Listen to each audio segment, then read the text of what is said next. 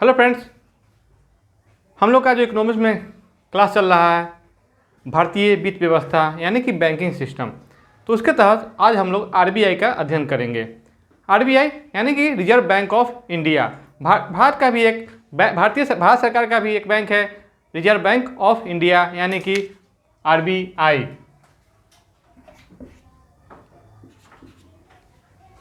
RBI की स्थापना हमने पिछले वीडियो में पढ़ चुके हैं कि आरबीआई की स्थापना आपको हिल्स्टन यंग कमेटी के सिफारिश पर 1935 में 1 अप्रैल 1935 को 5 करोड़ की अधिकृत पूंजी के साथ की गई थी। ठीक है, यानी कि वो भारत सरकार का केंद्रीय बैंक, वो भारत का एक केंद्रीय बैंक के रूप में उसकी स्थापना की गई थी, जिसे सरकार ने सभी बैंकों पर नियंत्रण स्थापित करने के लिए 1949 में इसका राष्ट्रीयकरण कर दिया। चलिए, भारतीय बैंकिंग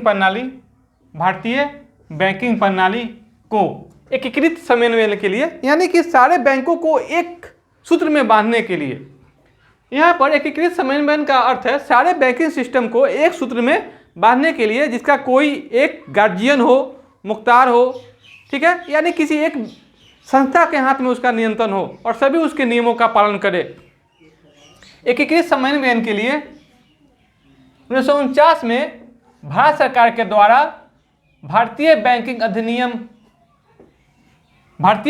अधिनियम को पारित करके आरबीआई यानी कि रिजर्व बैंक ऑफ इंडिया का राष्ट्रीयकरण कर दिया गया, यानी कि इसको पूर्ण रूप से सरकारीकरण कर दिया गया।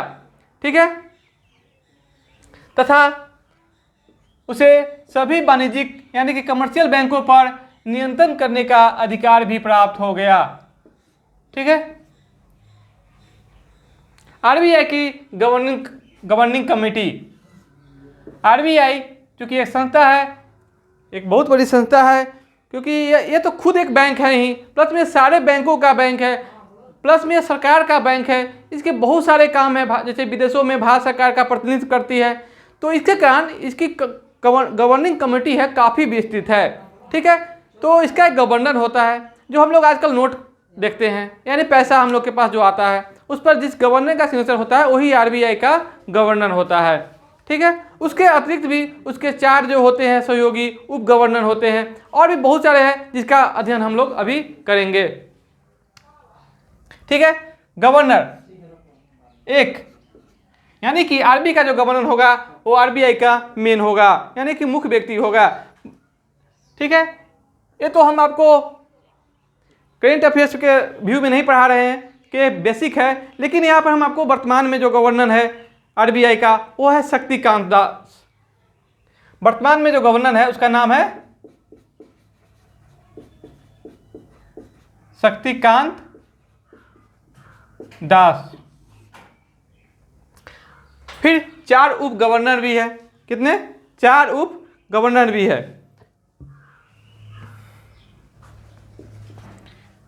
वित्त मंत्रालय के प्रतिनिधि भी यहाँ पर शामिल होते हैं, कभी 1 कभी 2, 1 या 2। ठीक है, यह सरकार के ऊपर निर्भर करता है कि एक वित्त मंत्रालय का प्रतिनिधि हो या 2 हो। ठीक है, भारत सरकार द्वारा भी 10 यहाँ पर एक्सपर्ट नियुक्त किए जाते हैं, अर्थशास्त्री। ठीक है, और महानगरीय बोर्ड यानी कि स्थानीय बोर्ड जो हर एक महानगर में एक होता है, उसका एक प्रतिनिधि आपको आरबीआई के गवर्निंग कमेटी में भाग लेते हैं, जो 4 होते हैं। अगर देखा जाए टोटली तो 1 4 5 5 2 7 7 10 17 4 21, यानी कि पूरे गवर्निंग कमेटी में कितने 21 सदस्य होते हैं। कितने सदस्य? 21 सदस्य। अब बात आते हैं इस सदस्यों का कार्यकाल। ये जो सदस्य होते हैं इनको भारत सरकार 4 सालों के लिए नियुक्त करती है। कितने सालों के लिए? 4 साल के लिए। उससे पहले भी अपना इस्तीफा दे सकते हैं। अब आते हैं इसका मुख्यालय। वर्तमान में आरबीआई का मुख्यालय मुंबई में है, लेकिन जब आरबीआई की स्थापना की गई थी तो इसका मुख्यालय उस समय कलकत्ता में बनाया गया था, यानी कि कलकत्ता में इसका मुख्यालय स्थापित किया गया था। लेकिन 1937 में मुख्यालय का स्थानांतरण आपको कलकत्ता से मुंबई कर दिया गया। और जो मुख्यालय है मुंबई के शहीद भगत सिंह मार्ग पर है। कहाँ है? शहीद भगत सिंह मार्ग। ठीक है, अब आते हैं महानगरीय मुख्यालय। भारत में 4 मेगा सिटी है, 4 महानगर है। कौन कौन? दिल्ली, मुंबई, कोलकाता और चेन्नई। तो चारों महानगरों में एक एक मुख्यालय है जो क्षेत्रीय मुख्यालय का काम भी करते हैं और महानगरीय मुख्यालय का भी काम करते हैं। तो कहाँ कहाँ है महानगरीय मुख्यालय? मुंबई, दिल्ली, कोलकाता और चेन्नई। अब जो मेन मुख्यालय है उसके अतिरिक्त मुंबई में भी एक महानगरीय मुख्यालय है। ठीक है, अब आते हैं स्थानीय मुख्यालय। स्थानीय मुख्यालय में हर राज्य की राजधानी है, हर राज्य की राजधानी में आरबीआई का एक मुख्यालय होता है। ठीक है, क्यों होता है? क्योंकि जो आरबीआई है यह भारत सरकार के साथ साथ राज्य सरकार का भी बैंक के रूप में काम करती है। क्योंकि मान लीजिए हम लोग के पास पैसा होता है तो हम कहाँ जमा करते हैं? हम अपने नज़दीकी बैंकों में। ठीक है, बैंक के पास पैसा होगा तो कहाँ जमा करेगी? आरबीआई में, क्योंकि उसके ऊपर आरबीआई है। भारत सरकार के पास पैसा जमा ज़्यादा होगा तो कहाँ जमा करेगी? आरबीआई के पास। अब मान लीजिए बिहार सरकार हो या यूपी सरकार हो, इसके पास ज़्यादा पैसा हो तो कहाँ जमा करेगी? आरबीआई। यही कारण है कि आरबीआई का हर राज्य की राजधानी में एक मुख्यालय होता है जो राज्य सरकार का केंद्रीय बैंक के रूप में काम करती है। अब आते हैं आरबीआई के कार्य।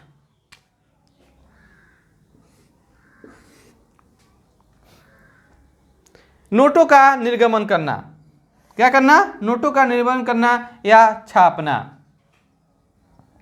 हम लोग के पॉकेट में जो आजकल नोट रहते हैं उसको कौन छापता है? आरबीआई। आरबीआई नोट को छापने का काम करती है, लेकिन यहाँ पर एक एक्सेप्शन है कि 1 रुपये के नोट और सिक्कों, जितने भी सारे सिक्के हैं और 1 रुपये के नोट, उस पर आरबीआई उसको नहीं छापती है और नहीं सिक्के को ढालने का काम करती है। यानी कि 1 रुपये के नोट को छोड़कर जितने भी नोट है वो सारे को आरबीआई छापने का काम करती है। तो 1 रुपया का नोट छापती कौन है? उस सिक्कों को बनाती कौन है? तो सिक्कों का निर्माण वित्त मंत्रालय के अंतर्गत टकसालों के माध्यम से किया जाता है। और यही नहीं, 1 रुपया का जो नोट होता है वो भी वित्त मंत्रालय के द्वारा ही जारी किए जाते हैं और उस पर वित्त मंत्री का, वित्त मंत्री का जो सचिव होता है, वित्त सचिव, प्रधान सचिव, उनका सिग्नेचर होता है। अब एक बात बताइए, उनका सिग्नेचर क्यों होता है? क्योंकि जो वित्त मंत्री के सचिव होते हैं वह राष्ट्रपति के प्रतिनिधि के रूप में 1 रुपया के नोट पर सिग्नेचर करने का काम करते हैं। ठीक है, देखिए यहाँ पर 1 रुपया के नोट तथा सभी प्रकार के सिक्कों को छोड़कर आरबीआई सभी प्रकार के नोटों को छापने का काम करती है। देख रहे हैं? तो 1 रुपया के नोट पर किसका सिग्नेचर होता है? तो 1 रुपया के नोट पर वित्त सचिव का सिग्नेचर होता है। ये जो वित्त सचिव है भारत के राष्ट्रपति के प्रतिनिधि के रूप में सिग्नेचर करते हैं। ठीक है, अब आते हैं आरबीआई सरकार के बैंकर के रूप में काम करती है। किसके बैंकर के रूप में? सरकार के बैंकर के रूप। आरबीआई सरकार के बैंकर के रूप में काम करती है। तो यहाँ पर मैंने लिखा है केंद्र और राज्य, यानी कि केंद्र सरकार के बैंकर के रूप में भी काम करती है और राज्य सरकार के बैंकर के रूप में भी काम करती है। यहाँ पर सबसे पहले ध्यान दीजिएगा, आरबीआई के साथ, आरबीआई किसी जनता के साथ मार्केटिंग नहीं करती है। यह सिर्फ सरकार का बैंक है और बैंकों का बैंक है। ठीक है, और अंतर्राष्ट्रीय आर्थिक मामलों में यह भारत सरकार का प्रतिनिधित्व करने का काम करती है। ठीक है, तो आरबीआई जो है सरकार के बैंकर के रूप में काम करती है, जिसमें केंद्र सरकार और राज्य सरकार दोनों आते हैं। ठीक है, कहते हैं जब तक जम्मू कश्मीर में आर्टिकल 370 लागू था, 35A लागू था, तब तक आपको जम्मू कश्मीर में आरबीआई काम नहीं करती थी। उस समय तक जम्मू कश्मीर का एक अलग केंद्रीय बैंक था। लेकिन वर्तमान में 370 के हटने के बाद, जम्मू कश्मीर के विभाजन के बाद क्या हो गया है? अब आरबीआई का वहाँ पर काम हो गया है, यानी कि आरबीआई अब जम्मू कश्मीर के लिए भी काम करेगी।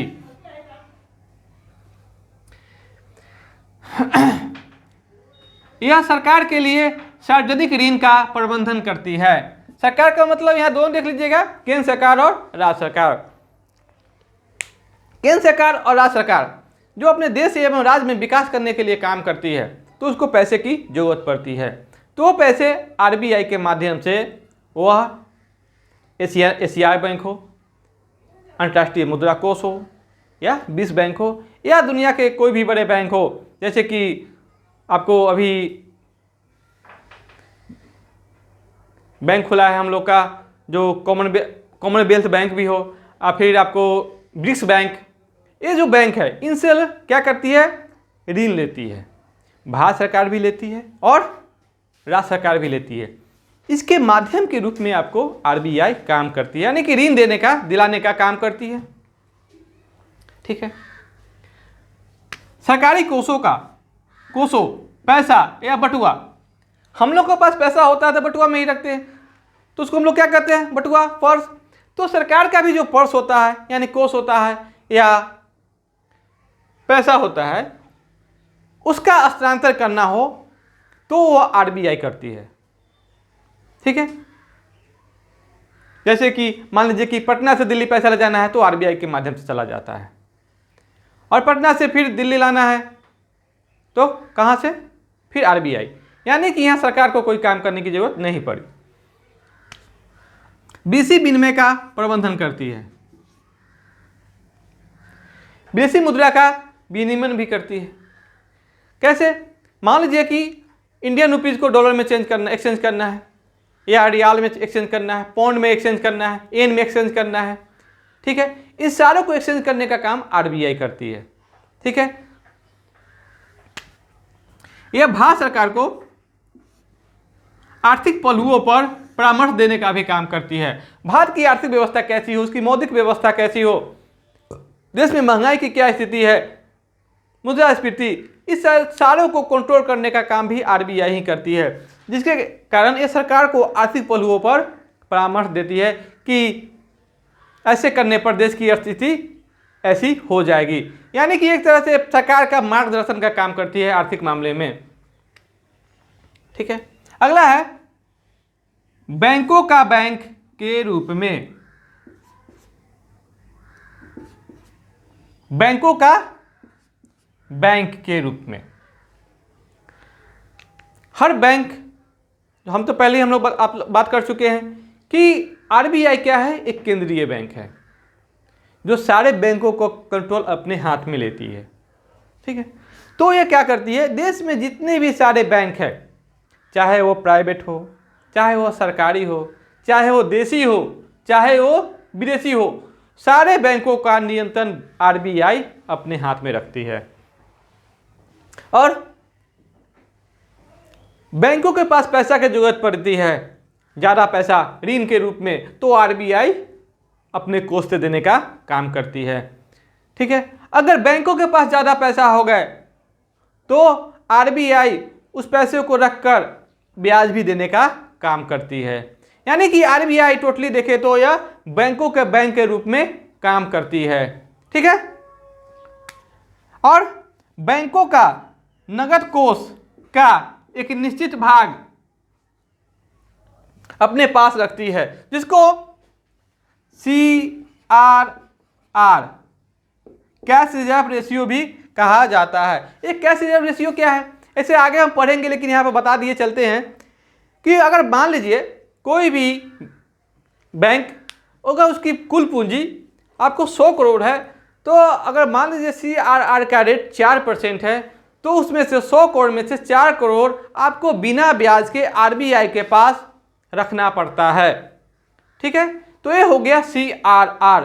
तो इस प्रकार हम लोगों ने आरबीआई के कुछ अध्ययन कर लिया। अगला पार्ट भी हम लोग का बनेगा।